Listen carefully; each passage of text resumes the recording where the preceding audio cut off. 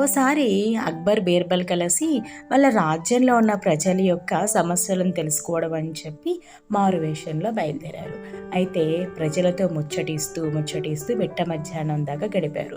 ఇంకా కాస్త అలా సేద తీరుదామని చెప్పి మిట్ట మధ్యాహ్నం ఒక చెట్టు కింద కూర్చుంటే పక్కనే ఒక షాపులో పెద్ద గొడవ జరుగుతూ ఉంది.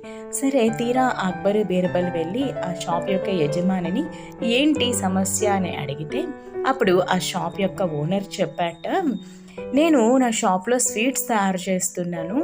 ఈ వ్యక్తి పొద్దున్నుంచి వచ్చి నా షాప్ ముందు కూర్చొని అన్ని స్వీట్స్ యొక్క వాసన పీలుస్తూ కూర్చొని తన కడుపు నింపేసుకుంటున్నాడు, కానీ ఒక్క రూపాయి పెట్టి కూడా కొనలేదు. నాకు నష్టం కదా, నా స్వీట్స్ వాసన అంతా పీల్చేశాడు.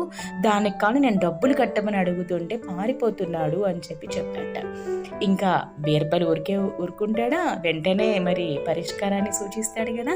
అప్పుడు బీర్బల్ ఆ వెళ్ళిపోతున్న వ్యక్తిని పిలిచి, నీ దగ్గర ఉన్న డబ్బులు తీసి ఇవ్వు అంటే అతను తన జేబులో ఉన్న ఏవో కొన్ని నాణాల మూటను తీసి ఇచ్చాట.